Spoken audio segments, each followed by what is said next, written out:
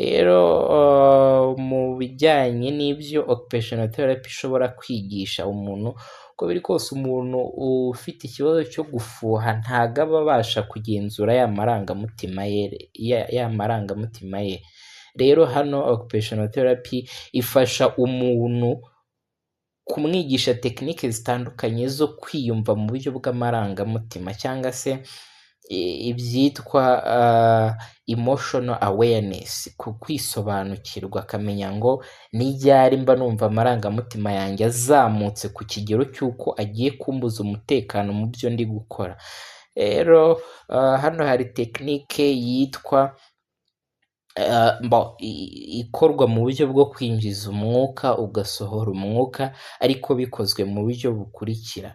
Nimba wumva amarangamutima adatekanye bitewe n'uko uvuga ngo uwo muri kumwe aguca inyuma, cyangwa se ashobora kuba azagusiga, mu buryo bwo kugira ngo ibyo bitahita bigutera umujinya no kuba wamubwira nabi cyangwa wamukorera ikintu kitari cyiza, ngo iyi tekinike yifashishwa mu buryo bwo kwinjiza umwuka mu masegonda 5, hanyuma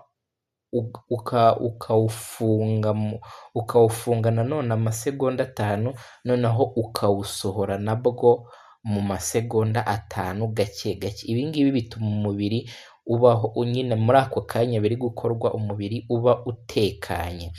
Ikindi ni uko umuntu yifashisha ikintu kijyanye n'indi tekinike nayo ijya kumera nk'iyo ngiyo, aho nimba uri nko gukora nk'ikintu cyari kigusaba kuba wagishyizeho amarangamutima n'umutimanama wawe wose, yuko uba uhagaze kugikoraho gakeya wumvishije amarangamutima ashingiye ku kuba uri gufuhira uwo mukundana, ukaba uhagaritseho akanya gatoya, ukahumekamo gakeya ukoresheje buriya buryo, noneho ukagerageza kureba ko ibyo uri gukora muri ako kanya utatandukiriye cyangwa se utakozemo amakosa aturutse kuri ayo marangamutima atari meza wagize, noneho wamara kubona wongeye kugarura kontorore, ubundi ukongera ugakomeza akazi kawe wari urimo. Ibyo ngibyo bigufasha ku kuba ya marangamutima yawe atari meza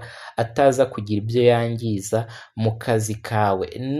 N'uri gufuhirwa nawe igihe kumufuhira biri kumubuza umutekano, wenda ari guhamagarwa buri munsi buri kanya mu kazi ke, ari koherezwa mesaje abazwa ibibazo ngo uriya nabonye muri kumwe mwakoraga iki, ibyo nabyo bituma adatekana mu kazi ke ka buri munsi. Aho ngaho rero bihita bigenda bite, nawe yakifashisha muri buno buryo uko tugiye tubuvuga uhereye ku bwa ruguru, kuko igihari cyo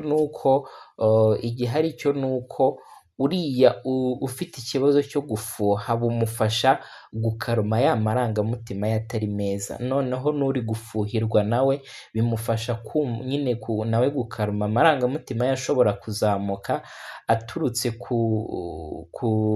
kuri stress ari guterwa n'uwo nguwo uri kumufuhira, cyangwa se izo mesaje za hato na hato, kuguhamagarwa kwa hato na hato, ahatwa ibibazo by'uwo wenda babonanye, bya mesaje bamwoherereje, gutyo, ndetse n'ubundi buryo cyane cyane bufasha gutuma amarangamutima amanuka cyangwa se asubira ku murongo, ni ugukora imyitozo ngororamubiri. Umuntu akaba yatembera n'amaguru wenda, cyangwa se mu gihe avuye nko ku kazi akaba yataha n'amaguru agenda asubiza ibitekerezo ku murongo. Ushobora no kujya muri siporo bisanzwe, cyangwa se ugakora n'ikindi kintu kigushimisha nko kureba filime, gusoma ibitabo, cyangwa se no kuba wakwandika kwa kundi wiyumva, ukandika ese iyo numvisha amarangamutima yanjye agiye kuzamuka niki kiba kiyazamuye, ibyo ngibyo ukabyandika, hanyuma ukananika uti ese ni ubuhe buryo nabonye bumfasha kugenzura ya marangamutima, nabyo ukabyandika, hanyuma ukandika na bya bikorwa bya buri munsi ukora bigufasha kugenzura ya marangamutima. Ikindi rero kiyongeraho ni uko muba mugomba kwicara mukabiganira hamwe nka couple, hanyuma mukaba mwafashanya kubwizanya gufasha buri umwe wese kumva ikibazo gihari, mukarebera hamwe uburyo mwabiha umurongo. Ikindi uko biri kose nawe ugafasha umukunzi wawe kuba nimba hari ibyo ubona bituma amarangamutima ye atamera neza, nawe ukagerageza kubyirinda. Ariko ikintu kiba gihari ni uko mugumya kugenda mubiganira. Ikindi nanone tutakibagirwa nka tekinike ikunda gukoreshwa cyane muri occupational therapy cyangwa se no mu bijyanye n'ubuzima bw'amarangamutima, kumva umuziki cyangwa se music therapy biri mu bintu bifasha mood cyangwa se amarangamutima atari meza kuba yakongera kumera neza. Ibintu bijyanye n'indirimbo, kuririmba cyangwa se kuzumva ndetse no kubasha gucuranga, kuba nawe yacuranga. Turabashimiye rero kuba mwakurikiranye kino kiganiro cyacu cyagarukaga ku bijyanye no ku muntu ufuha. Ese twarebeye hamwe ibijyanye n'ukuntu n'aho umuntu abikomora, ukuntu bibangamira imikorere ya buri munsi ndetse n'uburyo umuntu ashobora kuba yakwitwaramo kugira ngo abe yabirwanya. Turabashimiye rero, njye mwari muri kumwe ni MPOT.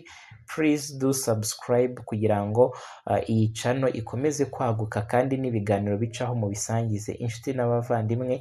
Ibiganiro byacu hano kuri Easy Life Talk nakagaruka. Ciao ciao.